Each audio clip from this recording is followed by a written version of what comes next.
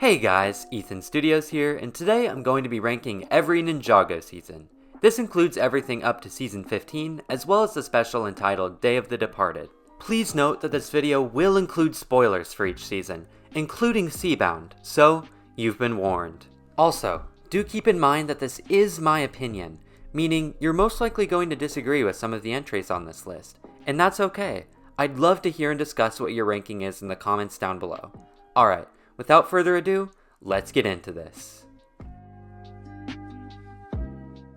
Coming in at last place, we have Day of the Departed, a special that premiered in late 2016 with its premise centered around the idea of the ninja's greatest villains coming back to life for just one night. At its core, it's an extremely intriguing premise, but with its limited runtime as a special, it just feels rushed and incoherent. My biggest qualm lies with the fact that each particular battle only gets about 30 seconds to breathe before we quickly cut to the next one. There isn't enough time given to each encounter to fully develop what's actually going on.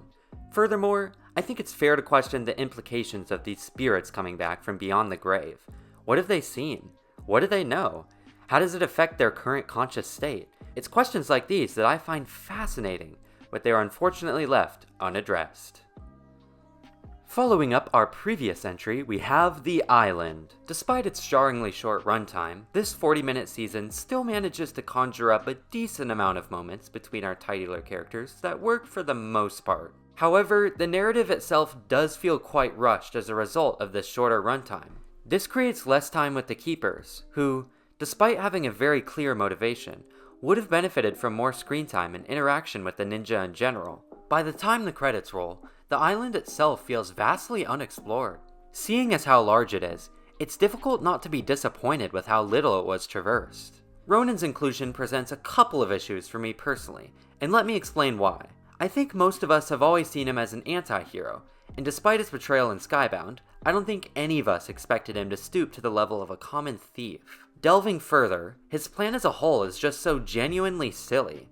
Building a giant boat shaped like a sea monster and just expecting the natives to send you treasure after being frightened by it is inherently hilarious, and it's a plot thread that just didn't work for me. Next up, we have Hands of Time. This season suffers from a multitude of errors. First off, both of our villains are extremely weak, both in terms of dialogue spouted and motivations given, and their henchmen, the Vermilion, are nothing more than a worse depiction of the Serpentine. What's most jarring about this season is the fact that it was written by a different group of writers than the ones who normally pen the show, so the dialogue ends up feeling extremely hollow and on the nose, and the flow of the narrative just doesn't work. The final battle is next on our list, and this season has always fascinated me for a couple of reasons. Most prominent is its weird and unnecessary filler that I've always loved for some reason. My mind has always processed the first half of this season as Rise of the Snakes Part 2, purely for the fact that it deals with ninja versus Serpentine once again. I think most folks classify filler as something that's inherently bad, but what I love about Season 2's filler is the fact that it gives us a look into the daily lives of the ninja. How are they processing things after the defeat of the Devourer? What else is left to clean up from Season 1? It's these types of questions that are often left unaddressed as we quickly bounce from season to season, and I honestly felt it was refreshing to get something different here. As far as the final battle is concerned, I think it's fine for what it is. It's definitely cliché, has its fair share of plot holes, and the dialogue is extremely on the nose, but it's nonetheless an epic and emotional journey that served as a decent enough temporary conclusion. Back in January of 2011, a little show called Ninjago premiered its first ever episodes. These were the pilots. Though there were only 2 of them, these remain some of the most nostalgic and memorable pieces of work ever brought to the screen for Ninjago. It told the story of a young blacksmith intent on saving his sister from the evil clutches of Lord Garmadon and his skeleton warriors. I don't think there's anything inherently wrong with these original episodes, but the reason they're ranked so low is because of how simplistic they appear when compared to some of Ninjago's more recent work. Regardless, I still love them for what they are, and I'm beyond grateful for their existence. March of the Oni premiered in April of 2019 and was the first Ninjago project to air as an actual film, though the project itself is still classified as Season 10. This was the penultimate conclusion to the Oni trilogy, which was started earlier in Season 8. What was most disappointing about this event was not only the majorly underdeveloped villain, but again, a rushed and inconsistent narrative.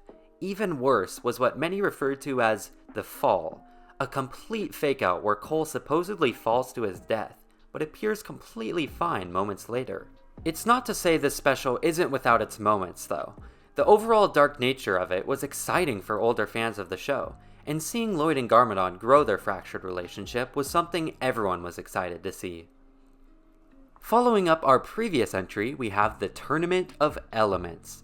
I know this one may be a bit low for some of your guys' liking, but I feel that Ninjago was still in its earlier stage of dialogue development with this season, and that's one of the main things that holds me back. Another thing that does irk me just a bit is the actual story structure.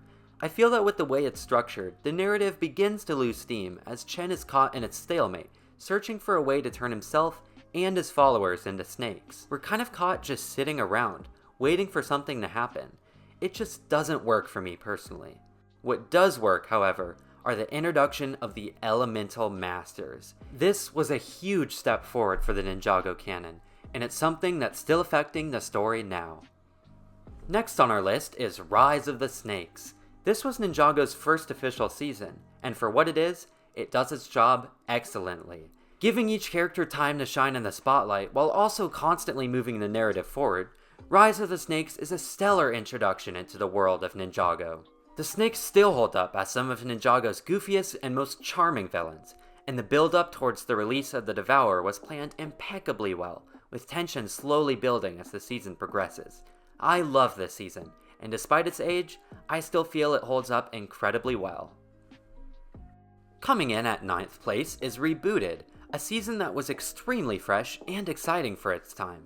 This was just after the cancellation of Ninjago, and Rebooted was the new life of the franchise. The reintroduction of the Overlord may have been redundant for some, but I found his appearance to be a fresh take on what they had already done, and seeing the ninja attempt to erase him from the Digiverse was both compelling and exciting. The penultimate climax featuring Zane's untimely death was shocking for me as a kid back in the day, and it's a finale that I still hold close to my heart for how breathtakingly emotional it is. My next pick may be a bit controversial, so you might want to make sure you're sitting before I announce it. Alright, Secrets of the Forbidden Spinjitzu is a great season. Both chapters present a unique and interesting story, and were exactly what Ninjago needed for the time. What I love about this season is the fact that the MacGuffin presented actually has a purpose and a history amongst the characters. Most times, the objects they're chasing after come from nowhere, but the scrolls have a meaningful history, and both the villain and heroes need them for specific reasons. Granted, the season isn't without flaw. There are a couple of episodes that completely miss the mark, and the Ice chapter does wrap up a little too quickly, but if you can look past those mistakes, this season ranks among the best.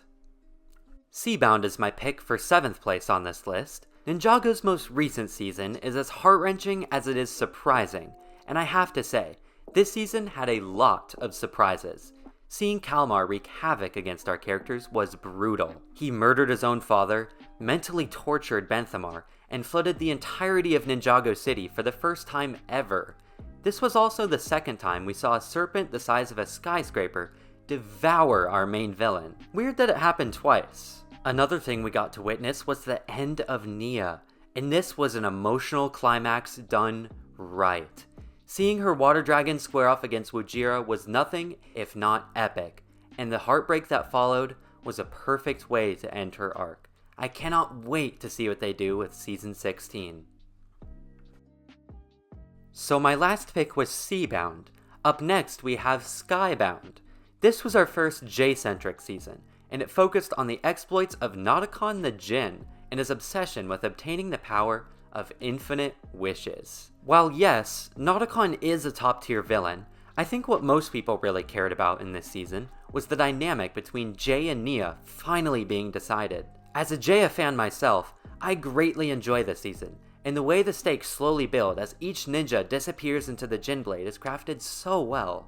I have heard many complaints about the conclusion to this season, but honestly, it's one that I don't mind. Jay's wish truly came from his heart, and while undoing the events of the season may create an interesting paradox, it's one that I'm completely okay with. Alright, so now we are down to the top 5. From here on out, these are what I consider the stellar seasons. I had a very difficult time picking between these, but nevertheless, it had to be done. Let's do this. In 5th place, we have Master of the Mountain. This was a season that released while I was on my leave of absence due to being ill, so I didn't get to initially experience it with all of you. But now that I've caught up on it, and have had the chance to rewatch it, I have to say that it is easily one of my all-time favorites. I love the overall presence that the dungeons give off, and the Skull Sorcerer is an excellent villain with a clear and candid motivation. Cole as a character grows and develops throughout the season, and the payoff he's given with not only his mother, but with the Skull Sorcerer as well, is both phenomenal and satisfying. Another excellent tidbit presented in the season is Cole and Vanya's relationship, and it's something I genuinely want to see more of in the future. Next up, we have Prime Empire. This season was there for me when I needed it most last year. As many of you know, I went through quite a rough year, and there was a little bit of time in there when Prime Empire was there to comfort me. I unashamedly adore this season. I wish I could put it higher. The whole video game aspect is something that was pulled off perfectly. I found the whole world of Prime Empire to be both enveloping and intriguing, and I was totally along for the ride as the ninja attempted to unravel the mystery behind Unagami's intentions. Putting us in 3rd place, we have Possession. This, in my opinion, was Ninjago's first great step into the unknown. This season was dark, and this season was bold. What was so groundbreaking was the introduction of realms. This opened up a whole new world of possibilities, and paved the way for future seasons. This season also gave us more of a glimpse into Wu's past with our villain, Moro, who I personally see as Ninjago's best villain to date. His motivations are well established, and his goals are clear and precise. The best part about him is that you actually care for him, and you understand why he's doing what he's doing. Put that alongside some of the best villains in the Ghosts, a well-paced narrative, great side characters, and you've got yourself a winner. Sons of Garmadon was our first season featuring the ninja designs from the Ninjago movie. Many didn't know what to expect, and much like myself, were extremely hesitant going into this next phase of Ninjago. What we did get was something beyond belief. Sons of Garmadon is a dark and brutal chapter in the canon. It was exactly what older fans had wanted for years. The Hagemans had finally delivered. Most prominent in the narrative was the introduction of Harumi, a supposed love interest for Lloyd who turns out to be one of Ninjago's most well-developed villains yet. Much like Moro, you genuinely feel bad for her, and you understand why she's doing what she's doing. The writing here is next level, and much like the next season on this list, it remains one of Ninjago's darkest entries. And finally, in 1st place, we have Hunted. This season has been at the top of my list since it first debuted back in 2018. What this season was able to capture was something unlike any other season before had done. It stripped our hero of his powers, split our team apart, and left Ninjago in a complete state of disarray. Never before had circumstances been so dire. With the team split, we now had 2 separate plotlines to follow, and each somehow found a way to feature a coherent and flowing narrative with a well-developed villain at its core. What I love most about this season is seeing our heroes work together to overcome their difficult circumstances, and the payoff given to us at the end is well worth its weight. And there you have it, every Ninjago season ranked from worst to best. I'd like to give a big shout out to my brain for not collapsing in on itself. I've spent almost 12 hours on this video in total, having to re-record lines due to certain issues I ran into. If you could share this video around, I would greatly appreciate it. Either way, I hope you enjoyed the video. Thank you so much if you made it to the end here. I truly appreciate it, and I'll see you in the next one.